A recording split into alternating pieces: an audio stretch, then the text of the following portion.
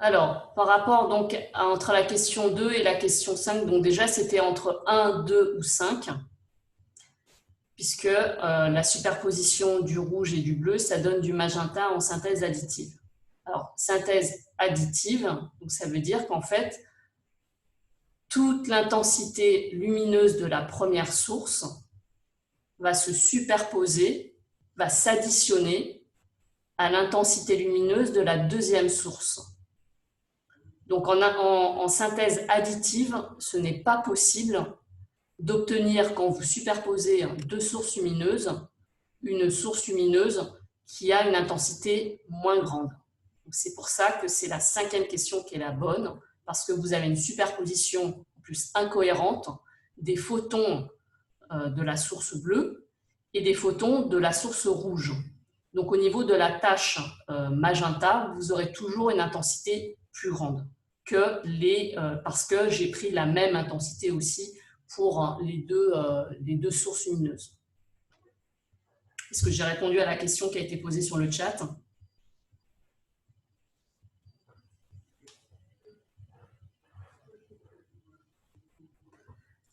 Donc, ah oui, donc sur la droite ici, je vous ai mis une représentation graphique de la synthèse additive qui fait donc le résumé de la superposition des trois couleurs primaires, qui donne le blanc, et les superpositions 2 à 2 de deux couleurs primaires, donc vous avez les trois couleurs complémentaires ici, et pareil, si vous superposez les trois couleurs complémentaires, vous allez aussi obtenir du blanc. Oui, l'intensité, c'est 2i, oui. Donc, quand vous superposez en synthèse additive des sources lumineuses, vous obtenez toujours une couleur plus claire et plus intense. Et si vous voulez obtenir du noir en synthèse additive, il faut tout éteindre. Évidemment, il faut aussi que, si vous voulez vraiment avoir du noir, vous ne voyez rien, parce qu'il n'y a aucune source lumineuse qui va exciter la rétine. Mais aussi pour voir ici une tache blanche, ou une tache magenta, ou une tache rouge, etc., il faut que vous fassiez vos projections de sources lumineuses sur un écran noir. Si vous utilisez un écran qui n'est pas noir, eh bien, il va y avoir aussi de la synthèse soustractive qui va se produire, et ça, on le verra la semaine prochaine. Alors, les applications de la synthèse additive, c'est tout ce qui est photographie numérique, les écrans d'ordinateur ou de téléphone, les téléviseurs, et aussi les projecteurs dans des salles de spectacle. Et comme je l'ai déjà dit, pour la couleur des objets donc, qui n'émettent pas de la lumière mais qui sont éclairés par des sources lumineuses, c'est la synthèse soustractive qui est en jeu, et on le verra la semaine prochaine. Une deuxième question. La neige possède un albédo proche de 1, c'est-à-dire qu'elle a un pouvoir réfléchissant très élevé. On observe une montagne enneigée sous un franc soleil, comme on le voit sur la photo à droite ici. Quels sont les capteurs de la rétine qui sont alors excités? Les cônes sensibles au bleu, les cônes sensibles au vert, ceux sensibles au vert et au rouge, les trois types de cônes ou les bâtonnets.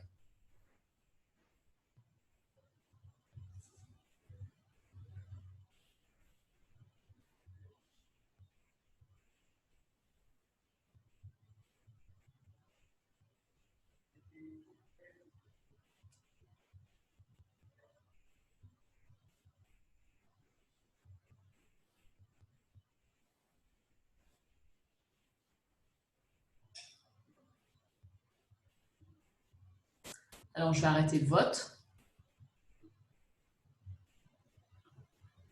Je vous mets le résultat à l'écran. Donc, la majorité répond 4. Effectivement, c'est 4. Vous avez les trois types de cônes. Car la neige, donc avec cet albédo proche de 1, réfléchit quasiment totalement la lumière blanche qui vient du soleil, et donc vous avez les trois types de cônes qui sont excités. Alors là, on passe à l'exercice tableau, entre guillemets, où on va se poser la question. Donc, je vous ai déjà dit qu'il n'y avait pas de longueur d'onde qui correspondait à la couleur magenta. Mais on pourrait se poser la question pour d'autres couleurs. Et la question en fait que je vous pose, c'est est-ce que à une couleur va correspondre une seule longueur d'onde et vice-versa? Est-ce qu'une seule longueur d'onde va me donner qu'une seule couleur? Alors pour comprendre, pour répondre à cette question, on va regarder l'exercice suivant. Donc je vous rappelle ici qu'à partir de la densité spectrale d'une source lumineuse phi de lambda, on pouvait calculer l'éclairement visuel, qui est un phi de lambda que multiplie, donc jusqu'à maintenant, j'avais mis le V de lambda, la courbe noire. Mais en fait, ce V de lambda, c'est la somme des trois V de lambda, le V de lambda bleu, le V de lambda vert et le V de lambda rouge. Et donc là, avec le fait qu'on additionne, ça correspond tout à fait à la superposition de ces trois signaux venant des trois types de cônes. Pour l'exercice que je vous propose, on va simplifier la forme des V de lambda. Je vais simplement prendre des fonctions portes, c'est-à-dire que des fonctions qui sont constantes ici. Par exemple, je prends la courbe verte, c'est celle-là. Donc, elles sont constantes sur un intervalle donc qui correspond ici à ce que j'ai noté lambda G min, lambda G max, et qui vaut 0 partout ailleurs. Donc, en fait, c'est une modélisation de cette courbe en cloche. Je la modélise par une fonction porte. Je fais pareil pour le V de lambda rouge, sauf que c'est décalé. Vous voyez que ici, je prends le même maximum, ici, que j'ai mis arbitrairement à 1, et je l'ai décalé, l'intervalle sur lequel c'est égal à 1, je l'ai décalé. Et pour le V de lambda bleu, je prends une petite fonction porte avec un maximum ici plus faible, puisque ça correspond au V de lambda qui est ici, et avec une superposition ici uniquement avec le V de lambda vert, puisque là j'ai pris uniquement des fonctions portes. Et maintenant, je regarde deux sources lumineuses. La première source lumineuse a une densité spectrale qui est centrée autour d'une longueur d'onde que j'appelle lambda 1, avec aussi une forme de fonction porte avec une certaine largeur lambda. Et j'ai choisi ce lambda 1 ici. Je vais calculer l'éclairement visuel correspondant à cette source 1. Ensuite, je vais la comparer à une source 2 où j'ai la superposition de deux longueurs d'onde avec deux fonctions portes. Donc ici, une qui est centrée autour de lambda 2a, qui est cette valeur-là, et vous voyez qu'elle va correspondre à une longueur d'onde qui va exciter les cônes verts, mais pas les cônes rouges. C'est pour ça que je vous ai remis en pointillé ici. Et une deuxième fonction porte ici qui va au contraire exciter que les cônes rouges, mais pas les cônes verts. Et je vais calculer l'éclairement visuel pour cette deuxième source. Et enfin, je vais comparer ces deux éclairements visuels.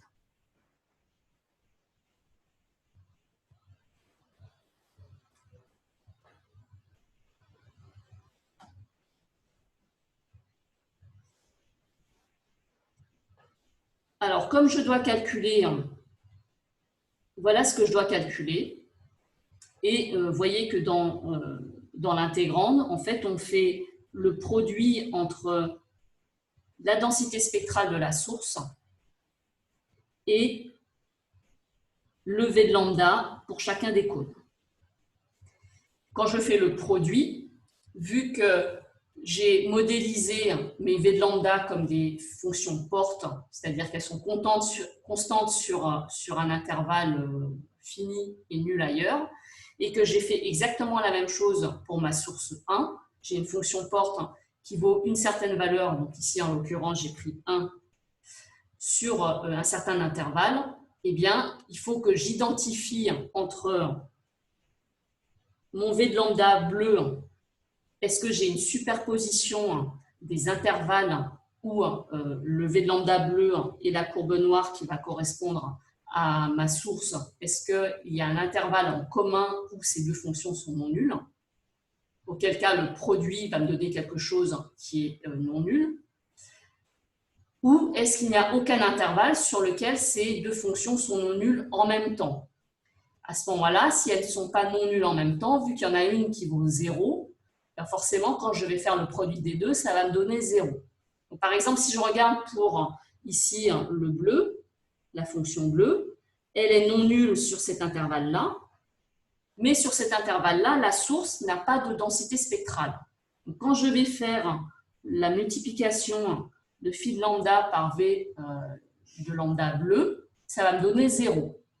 Donc, pour cette source lumineuse, cette source 1, je n'ai pas excitation des cônes sensibles au bleu. Parce que je n'ai pas d'intervalle commun où ces deux fonctions sont non nulles en même temps. Maintenant, je vais regarder ce qui se passe pour la courbe verte, ici en pointillé vert. Est-ce qu'il y a un intervalle sur lequel la courbe en pointillé vert, qui correspond donc à la sensibilité de mes cônes sensibles au vert, et la densité spectrale de ma source, c'est-à-dire la courbe noire, est-ce que j'ai un intervalle sur lequel ces deux fonctions, donc phi de lambda et v de lambda, seraient non nulles en même temps, et auquel cas le produit serait non nul? Eh bien, la réponse est oui, cet intervalle, c'est celui-là.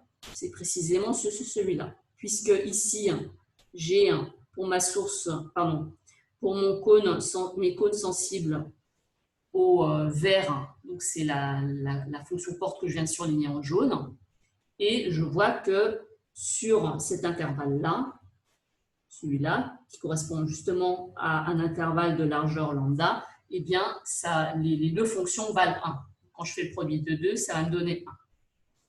Je regarde enfin maintenant la courbe rouge, en pointillé rouge. Je vois que c'est exactement le même cas que pour la courbe en pointillé vert. Donc, quand je vais faire le produit entre phi de lambda et v de lambda r, j'aurai un résultat qui donnera moins 1, mais uniquement sur cet intervalle-là. Alors, cet intervalle-là, maintenant, je vais écrire son expression. Donc, ça, c'est la première question, si j'arrive à écrire. Voilà, je ne sais pas pourquoi je n'ai pas la main.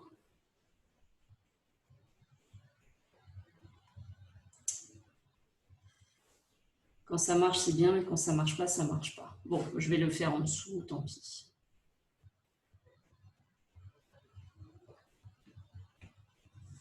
Alors, au niveau de la question 1, donc pour ma source 1,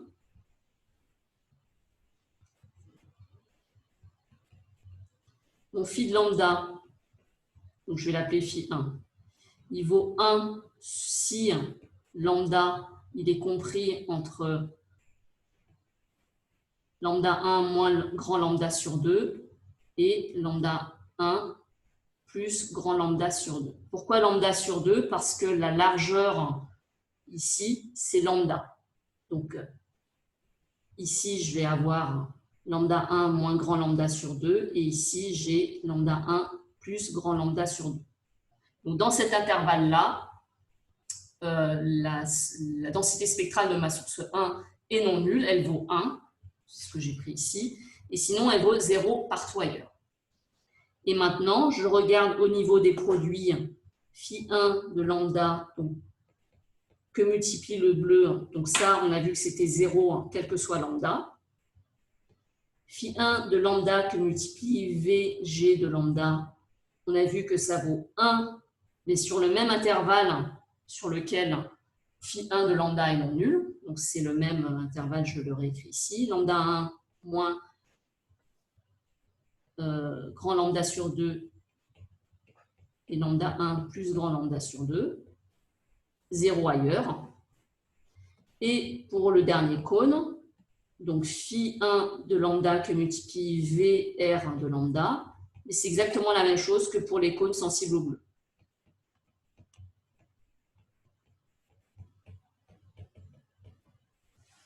Et donc maintenant, ce que je dois calculer pour l'éclairement visuel de la source 1, c'est l'intégrale de 0 à plus infini. Donc j'ai mon K qui est l'éclairement maximal, qui est une constante, je vais la laisser comme ça. Et donc j'ai phi 1 de lambda 1 VB de lambda plus phi1 de lambda Vg de lambda plus phi1 de lambda Vr de lambda des lambda. Ça, on a vu que ça faisait 0, quel que soit lambda. Et que ça, donc ça vaut 1 et ça vaut 1 si lambda est dans cet intervalle-là. Donc, au niveau de mon intervalle d'intégration, ça me donne 0 partout, sauf entre lambda 1 moins grand lambda sur 2 et lambda 1 plus grand lambda sur 2. Et sur cet intervalle-là, eh bien, je vais additionner 1 plus 1. Et donc, j'ai à intégrer 2 cas. C'est ce que je vais écrire.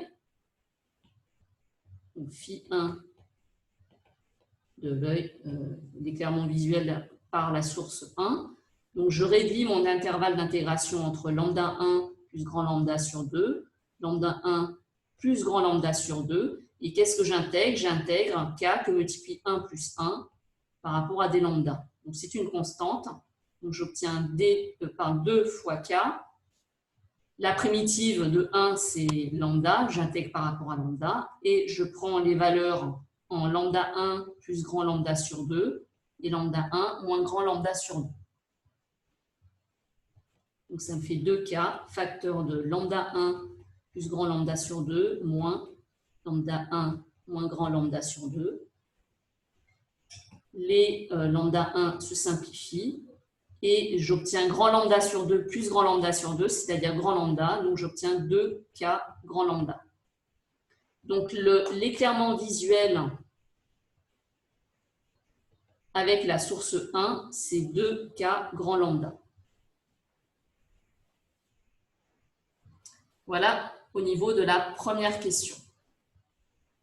Maintenant, pour la deuxième question, c'est la même chose, sauf que j'ai deux fonctions portes dans ma source 2. Et je vais faire exactement le même raisonnement, c'est-à-dire que je vais identifier des intervalles sur lesquels le phi, alors je vais l'appeler phi2 maintenant, phi2 de lambda est non nul, et le VG ou le VR, de toute façon le V bleu il n'est pas excité, va être non nul en même temps. Donc si je reviens sur la courbe, ici, donc là il faut que j'écrive mon phi2 de lambda sur deux intervalles différents, l'un centré en lambda 2a, toujours avec une largeur grand lambda, donc ici je vais avoir lambda 2a moins grand lambda sur 2, ici lambda 2a plus grand lambda sur 2, et j'ai pareil ici un intervalle centré non plus en lambda 2a mais en lambda 2b, avec ici lambda 2b moins grand lambda sur 2, et ici lambda 2b plus grand lambda sur 2. Je remarque que ces deux intervalles là que j'ai surlignés en jaune, donc il n'y a toujours pas d'intervalle commun avec la courbe bleue, donc les cônes sensibles au bleu ne vont pas être excités par cette source 2. Si je regarde la courbe pointillée vert ici, eh bien il n'y a que l'intervalle de gauche qui va pouvoir exciter la courbe verte. La courbe verte elle est ici. J'ai fait exprès de choisir lambda 2 et lambda 2a et lambda 2b de cette manière-là. Il n'y a que cet intervalle-là que je pourrais prendre pour mon VG de lambda. Et pour mon VR de lambda, donc qui est ici, il n'y a que cet intervalle-là que je vais prendre en compte. Donc, je vais découper mon intégrale pour calculer mon éclairement visuel en 3 morceaux, comme j'ai fait tout à l'heure. Sauf que le morceau avec la courbe bleue, ça me donne 0. Le morceau sur la courbe verte, je vais prendre en compte cet intervalle-là. Et le troisième morceau, avec la courbe rouge, je vais prendre cet intervalle-là. Donc, c'est ce que je vais faire maintenant.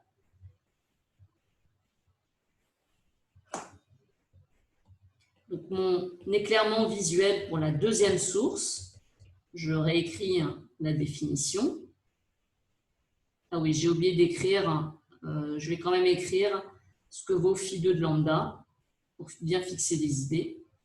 Donc phi2 de lambda, la densité spectrale de ma deuxième source, Donc, ça vaut 1 si lambda est entre lambda 2a moins grand lambda sur 2, lambda 2a plus grand lambda sur 2, ou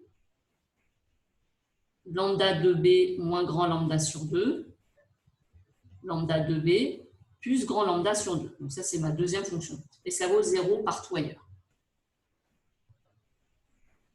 Donc maintenant, je vais calculer l'éclairement visuel. Donc pour la deuxième source, je réécris la définition. Donc K que multiplie phi2 de lambda, que multiplie V B de lambda plus V G de lambda plus VR de lambda des lambda. Je vais découper cette intégrale en 3. Donc K phi2 de lambda VB de lambda des lambda plus l'intégrale de 0 à l'infini de K phi2 de lambda VG de lambda des lambda. Et enfin, le dernier terme, intégrale de 0 à l'infini de K phi2 de lambda VR lambda des lambda. On a dit que ça valait 0. Phi2 de lambda que multiplie VB de lambda, donc la première intégrale, f est 0. Pour la deuxième intégrale, donc ça, ce produit phi2 de lambda VG de lambda vaut 1 si lambda est sur la première fonction porte de ma source 2. On peut sortir le cas de l'intégrale, mais pour l'instant, je le laisse sous signe intégral. Mais oui, c'est une constante, donc je peux sortir du signe intégral. Je réponds à une question qui était dans le chat. Donc, phi2 de lambda VG de lambda est égal à 1 si lambda est compris entre lambda 2a moins grand lambda sur 2, lambda 2a plus grand lambda sur 2. Donc, je vais réduire ici mon intervalle d'intégration. Et pour ma troisième intégrale ici, donc l'intégrande ici, elle vaut 1 si lambda est compris entre lambda 2b moins grand lambda sur 2, lambda 2b plus grand lambda sur 2. Et donc, je vais aussi réduire l'intervalle d'intégration sur ma troisième intégrale, mais ça ne sera pas le même intervalle que pour la deuxième intégrale. Donc, ça me donne, pour la deuxième intégrale, donc j'intègre de lambda 2a moins grand lambda sur 2 jusqu'à lambda 2a plus grand lambda sur 2, k fois 1, puisque j'ai fait exprès de prendre phi2 et vg égale à 1 sur cet intervalle-là, des lambda. Et pour la troisième intégrale, j'intègre de lambda 2b moins grand lambda sur 2, lambda 2b plus grand lambda sur 2, k fois 1 également aussi, des lambda. Et donc, j'obtiens k que multiplie donc la primitive de 1 par rapport à lambda, c'est lambda. Donc, avec, pour le premier terme entre crochets, la valeur inférieure, c'est lambda 2a moins grand lambda sur 2. La valeur supérieure, lambda 2a plus grand lambda sur 2. Pour la deuxième, c'est la même chose, mais je remplace les lambda 2a par lambda 2b. 2b, j'ai dit, voilà. Lambda 2b plus grand lambda sur 2. Donc, ça me donne k, facteur pour le premier terme entre crochets, lambda 2a plus grand lambda sur 2 moins lambda 2a plus grand lambda sur 2. Et le deuxième terme, lambda 2b plus grand lambda sur 2 moins lambda 2b plus grand lambda sur 2. Les lambda 2a et lambda 2b se simplifient. Et dans chaque parenthèse, j'ai grand lambda. Et donc, j'ai k lambda plus k lambda, c'est-à-dire 2k lambda. Donc, la sensibilité de l'œil pour la deuxième source, c'est aussi 2k lambda. Et en fait, c'est égal à la sensibilité, pardon, l'éclairement de l'œil avec la première source. Donc voilà, cet exercice, c'est pour vous montrer que même si j'ai deux densités spectrales différentes, je me suis trompée de signe ou ça. On me dit dans le chat que je me suis trompée de signe.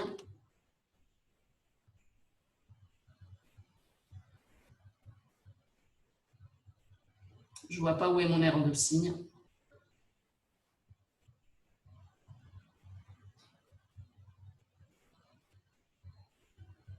Je ne vois pas d'erreur de signe. Là, c'est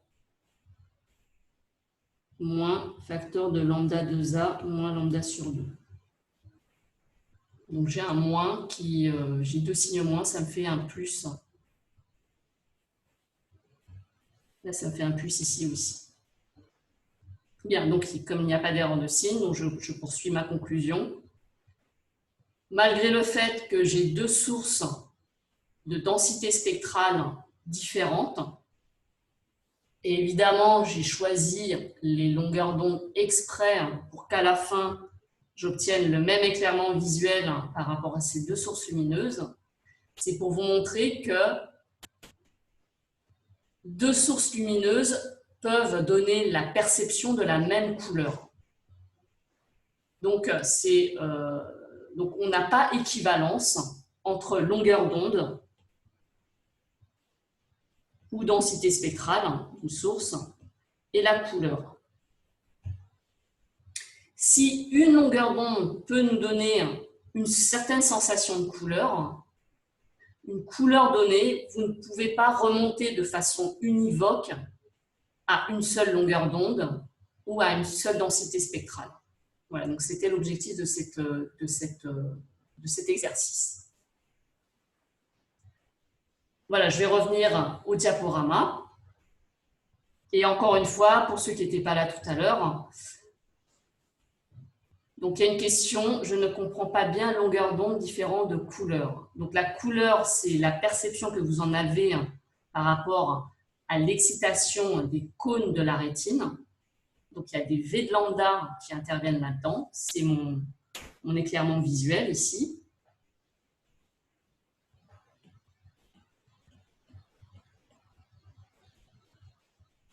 Dans l'éclairement visuel, vous avez ces V de lambda qui correspondent à la sensibilité de vos cônes suivant les longueurs d'onde dans le visible.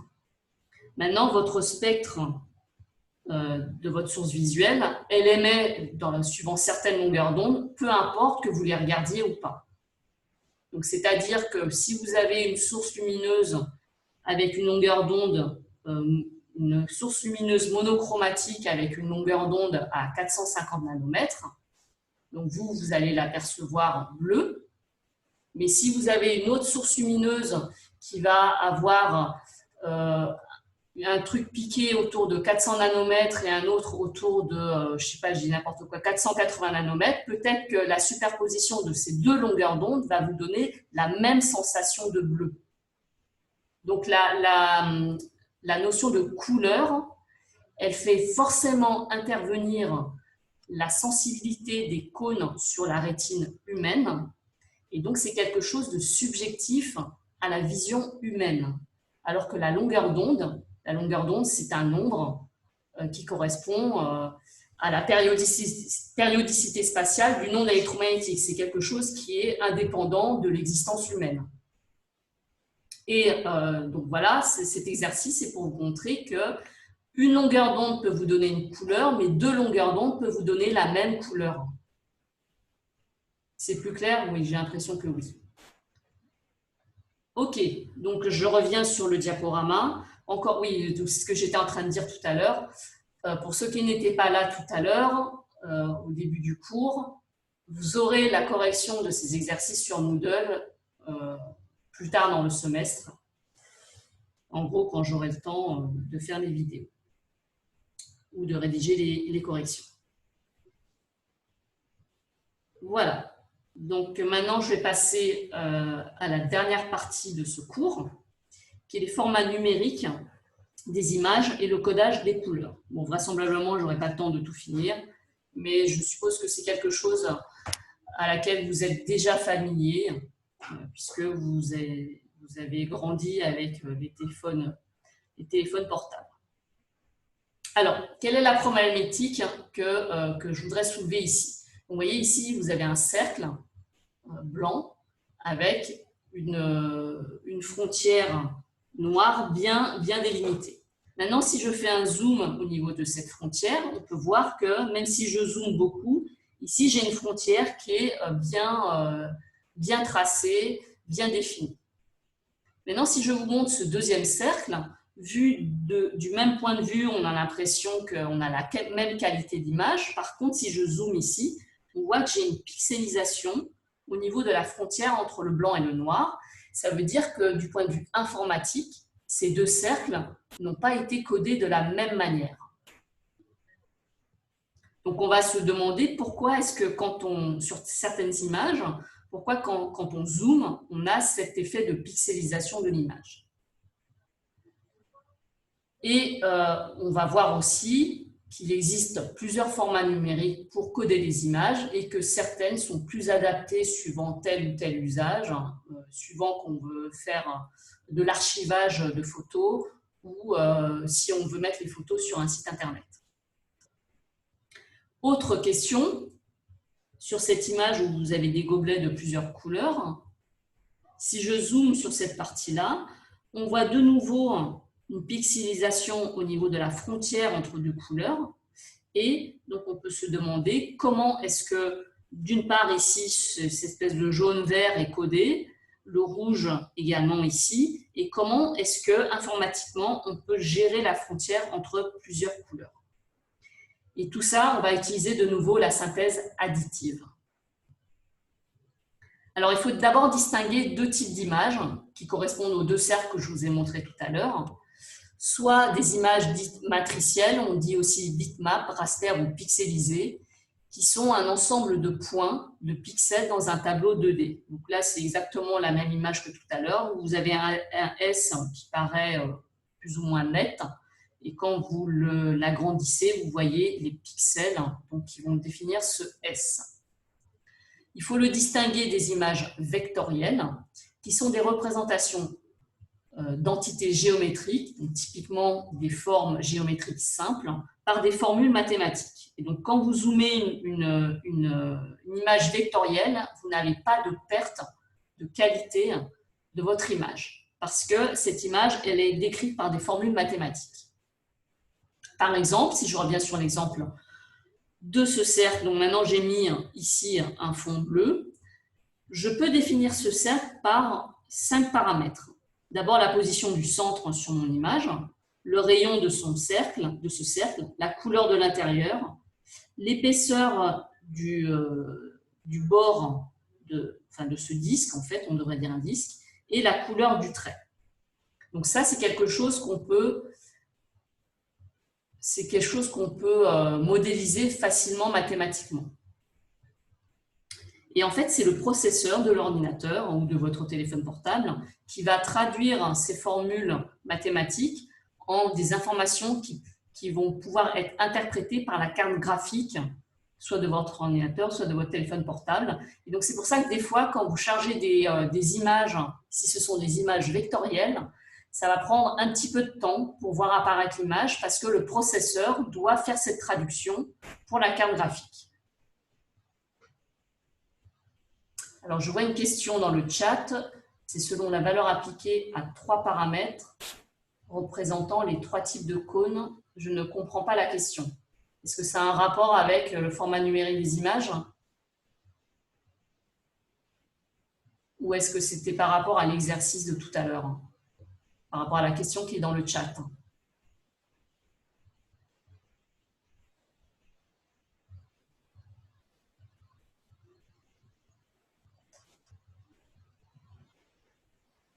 Non, par rapport à la couleur des images, ça va être par rapport à la façon dont votre image est codée sur le bleu, le vert ou le rouge. Alors évidemment, après, vous allez la voir avec votre œil et donc avec les V de lambda correspondant à votre œil.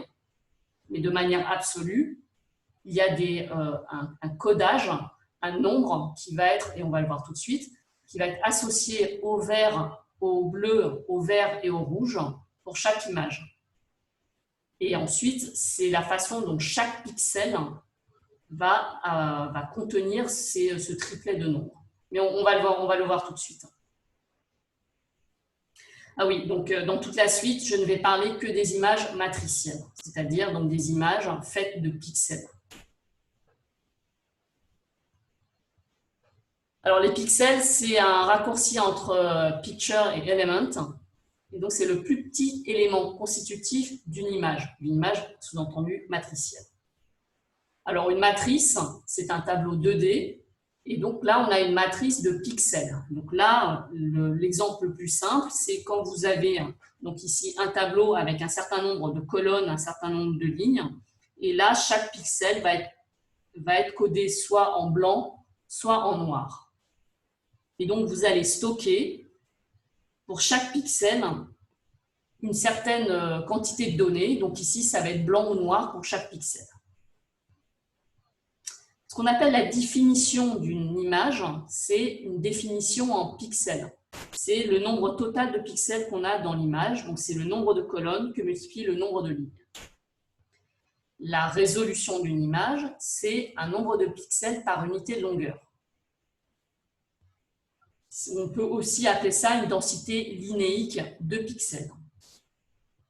Alors, l'unité couramment utilisée, c'est celle qu'on utilise par exemple quand on va imprimer sur une feuille. C'est le DPI, donc c'est dots per inch, ou en français, PPP, pixels par pouce. Le pouce, donc c'est 2,54 cm. Et souvent, c'est le DPI qu'on utilise au niveau des imprimantes ou au niveau de la sauvegarde des images sous format informatique. Donc, retenez ce 2,54 cm.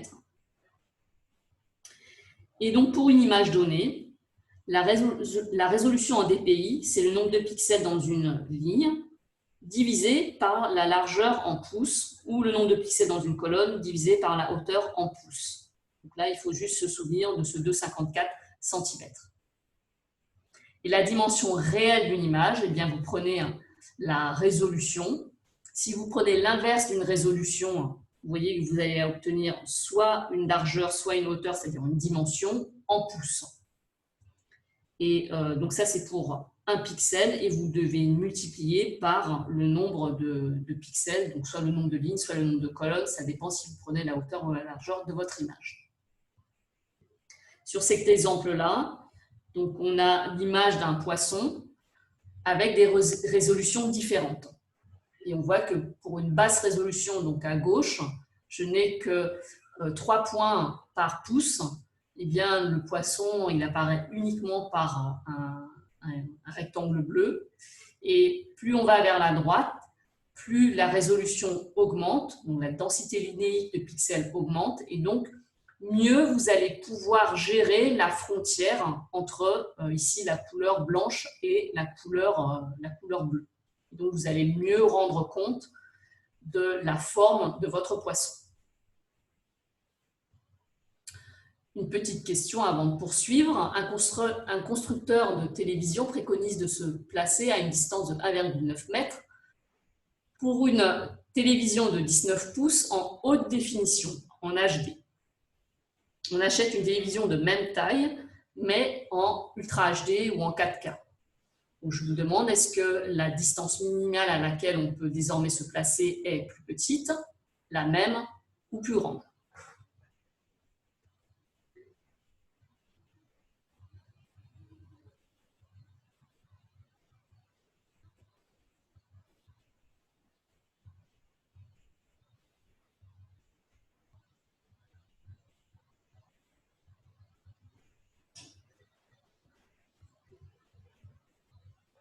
Alors, comme il ne me reste pas beaucoup de temps, je vais arrêter le vote. Je vais vous montrer le résultat.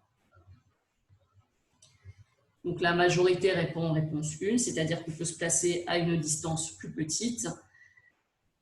Eh bien oui, puisque la résolution, c'est-à-dire le nombre de pixels par unité de longueur, est beaucoup plus grande pour un écran 4K que pour un écran HD. Donc, ça veut dire que la taille des pixels, puisque les deux télés font la même taille, en l'occurrence, il y a la même largeur, ça veut dire que la taille des pixels en 4K est plus petite physiquement que la taille des pixels en HD. Et donc, ça nous permet de nous rapprocher plus de l'écran 4K avant que l'œil humain soit capable de résoudre chaque pixel donc en 4K. Donc, c'est pour ça qu'on peut se rapprocher de la télé. Donc, la distance ici est plus petite.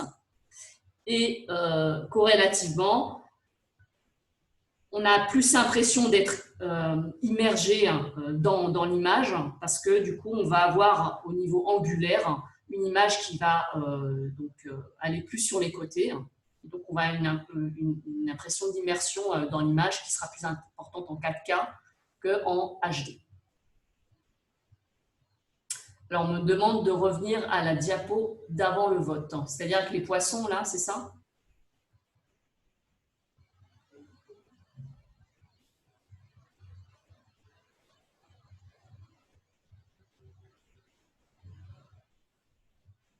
Vous avez une question sur cette diapositive?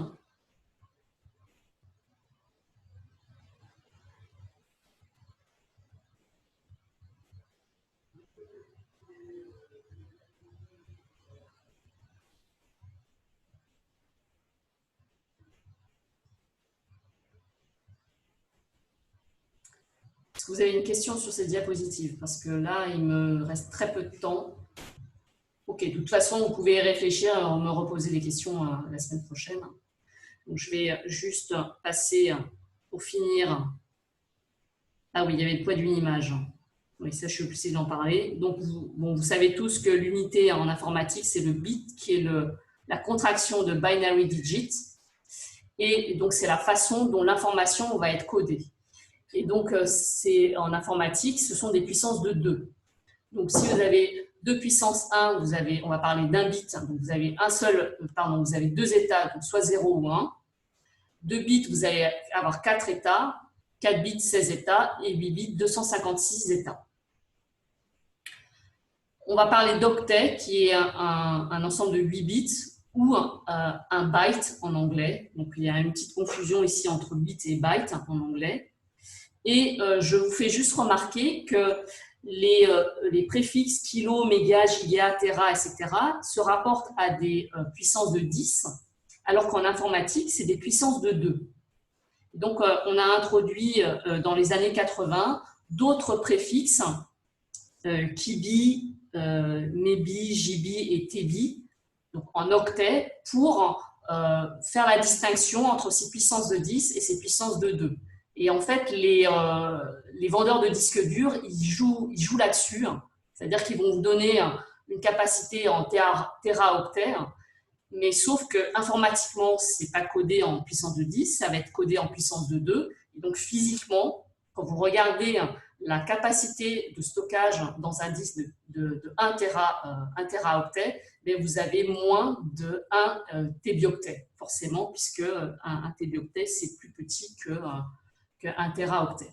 Donc, en fait, les constructeurs, ils jouent là-dessus un peu pour tromper le public. Je vais juste terminer sur le codage des couleurs. Donc, le codage des couleurs va se baser sur la superposition. Enfin, il y a plusieurs façons de coder les couleurs. Donc, soit en noir et blanc, vous allez utiliser seulement 1 bit par pixel. Et donc, vous avez soit blanc ou noir. C'est pour ça que vous avez des 0 ou des 1. Ou alors, vous avez des nuances de gris, soit avec 8 bits par pixel ou 16 bits par pixel. Et à ce moment-là, vous avez soit 256 ou plus de 65 000 nuances de gris différentes, mais vous n'avez qu'un seul canal de couleur. Ou un mode de couleur indexé, vous allez utiliser 8 bits par pixel, toujours un seul canal de couleur, et vous allez utiliser 256 couleurs prédéfinies à l'avance. Et là, je vous ai mis 2 palettes différentes. Ça dépend un petit peu de quel type de couleur vous voulez rendre compte dans votre image. Et ça permet d'avoir des images très légères. Le mode RVB, et je vais terminer là-dessus, donc vous allez utiliser 3 canaux de couleurs différents, un pour le rouge, un pour le vert, un pour le bleu, d'où l'acronyme RVB ou RGB en anglais. Et vous allez utiliser un certain nombre de bits pour ces 3 canaux. Et en fait, ces 3 canaux vont se superposer de façon indépendante. Et typiquement, quand vous voyez RVB 24 bits, ça correspond à 8 bits pour chaque canal. Donc, vous avez 256 rouges différents, 256 verts différents et 256 bleus différents. Et vous allez les superposer. Donc, vous allez faire la multiplication entre ces 256 x 3. et vous obtenez ainsi quasiment 17 millions de couleurs différentes, un peu comme ce qui se passe dans l'œil, où vous allez superposer le signal des cônes sensibles au bleu, des cônes sensibles au vert et des cônes sensibles au rouge. Donc c'est exactement le même principe, sauf que là, vous allez explicitement dire combien de bits vous allez mettre dans chaque canal de couleur. Le codage RVB, donc c'est 3 nombres, un nombre entre 0 et 255 pour chaque canal de couleur, ou un nombre entre 0 et 1. Et ce nombre entre 0 et 1, vous prenez le grand R, le grand V, le grand B, et vous le divisez par 255. Et enfin, le RVB 48 bits, vous allez utiliser 16 bits par canal de couleur. Donc à ce moment-là, vous allez avoir 4 milliards de couleurs. On se demande un petit peu à quoi ça peut servir, puisque l'œil est sensible qu'à 2 ou 3 millions de couleurs. Mais c'est aussi pour rendre compte de la sensibilité différente suivant différentes personnes avec des rétines différentes. Voilà, je m'arrête là. Vous regardez la diapositive de conclusion. Je poursuivrai rapidement au niveau du codage informatique des couleurs. Ça ne me prendra pas trop de temps. Peut-être que je ne ferai pas les questions interactives. Et la semaine prochaine, donc on verra la synthèse soustractive qui va nous permettre de comprendre la couleur des objets quand ils sont éclairés par une lumière blanche. Voilà, donc je vais m'arrêter là.